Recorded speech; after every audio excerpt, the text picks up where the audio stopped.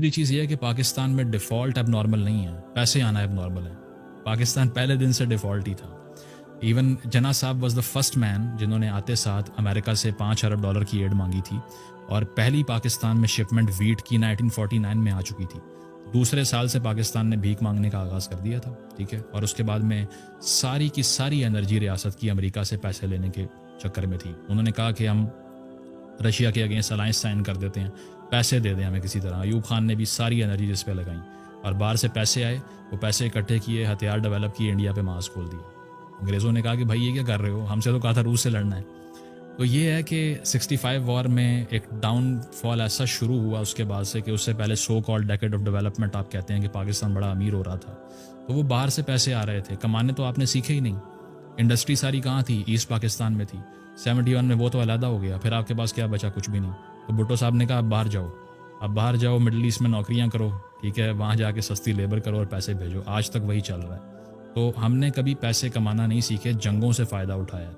اس کی وجہ یہ ہے کہ ایک وار ڈریون کنٹری ہے، جیسے ہی افغانستان میں جنگ لگتی ہے مٹھائیاں بڑھتی ہیں یہاں پہ کہ یا اللہ تیرا شکر ہے اب ڈالر آئیں گے۔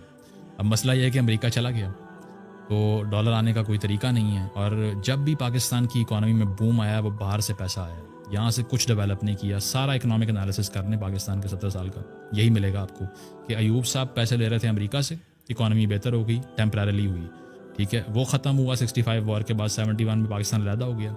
80s میں حالات شدید خراب تھے 78 تک، اس کے بعد میں روس نے حملہ کر دیا افغانستان پہ، پاکستان نے پھر خدا کا شکر ادا کیا، اور پھر ڈالر آنا شروع ہو گیا ضیاء الحق صاحب کے ٹائم پہ، پھر اکانومی تھوڑی بہتر ہوئی۔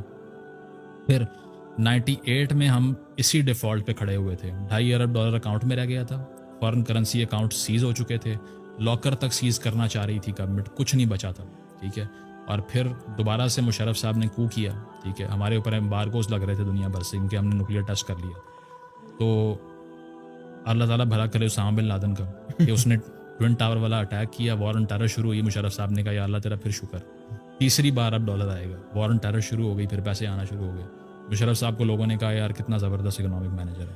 تو ہم نے کبھی پیسے کمانے پہلے دن سے نہیں سیکھے، ہم صرف پلاٹ خریدنے اور بیچنے آتے ہیں۔